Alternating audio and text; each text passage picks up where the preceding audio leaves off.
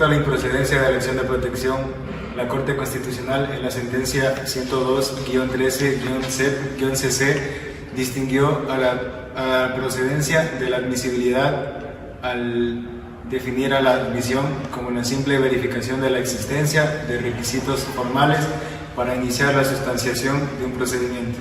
El artículo 42 de la Ley Orgánica de Garantías Jurisdiccionales y Control Constitucional establece las causales de improcedencia de la acción de protección.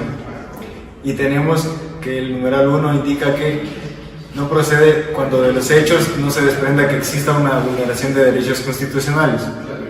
Esto quiere decir que el juez deberá analizar los antecedentes de la demanda para identificar si existe o no una real vulneración de algún derecho constitucional, o cuando el legitimado pasivo logra desvirtuar tales hechos.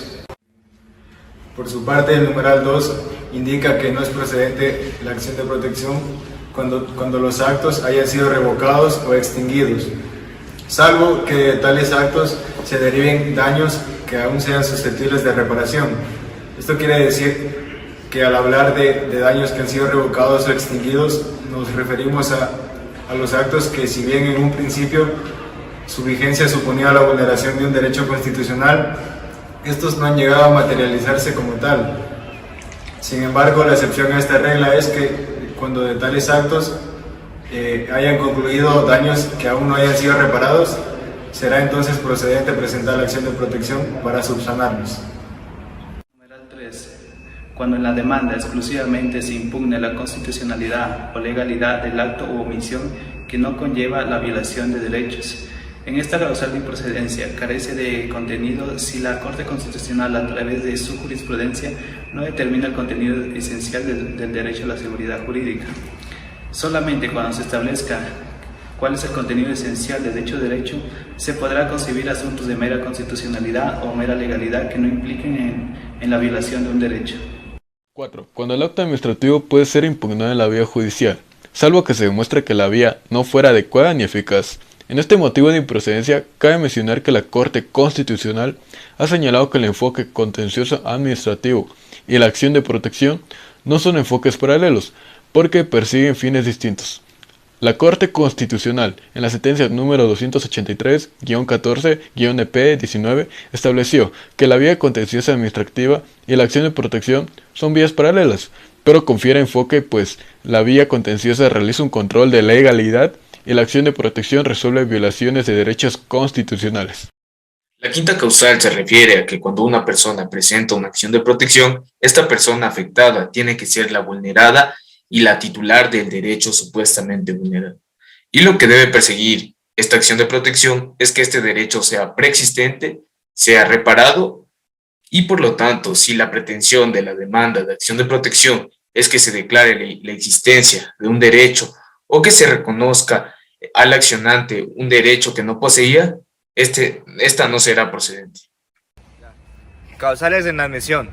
Cuando se trata de providencias judiciales, es inadmisible una acción de protección cuando existe un pronunciamiento de un juez a través de una sentencia o auto, ya que para estos casos es procedente la acción extraordinaria de protección.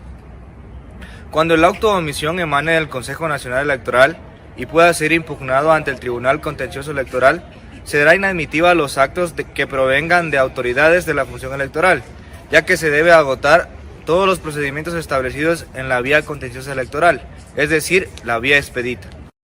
4. Cuando el juez manda completar la demanda y no lo completa en el término previsto, o de ella no se desprende una violación de un derecho grave. Esta causal se encuentra en el último inciso del artículo 10 de la Ley Orgánica de Garantías Jurisdiccionales y Control Constitucional, que considera el término de 3 días para completar la demanda. De lo contrario es inadmisible, considerando que exista una real vulneración de un derecho grave. Protección es subsidiaria. La subsidiariedad de la acción de protección implica que solo se podrá interponer dicha acción cuando no exista otro mecanismo en el ordenamiento jurídico que permita a quien se encuentre ofendido por un determinado acto o omisión solventar dicho acto con la acción.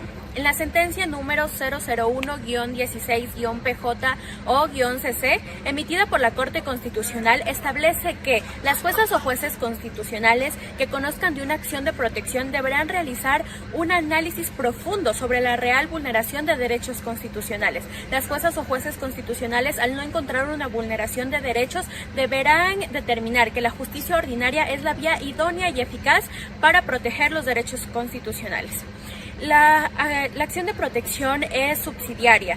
Cabe destacar que su naturaleza es reparadora, pero también debemos guiarnos en el artículo 40 de la Ley Orgánica de Garantías Jurisdiccionales, y en uno de sus requisitos establece la violación de derechos constitucionales, que se basa en la dimensión constitucional, es decir, en la dignidad, en la dignidad que tiene con la persona como sujetos de derecho. Ya que existen otras dimensiones que no se encuentran relacionadas con la dignidad de la persona, como es el patrimonio. Finalmente, la acción de protección y las garantías jurisdiccionales son soluciones orientadas a resolver y a declarar la vulneración de derechos constitucionales. La acción de protección es la vía idónea y eficaz para proteger y reparar un derecho constitucional. Vinculante número 001-16-PJ-CC, la Corte Constitucional consideró que, dado que la acción de protección es una garantía que ampara directa y eficazmente los derechos constitucionales, exigir que se agoten todos los mecanismos de impugnación antes de su interposición contraviene directamente la naturaleza de esta. En otras palabras, si la acción de protección fuera residual, ya no sería un mecanismo en el cual se pueda amparar directa y eficazmente los derechos consagrados en la Constitución.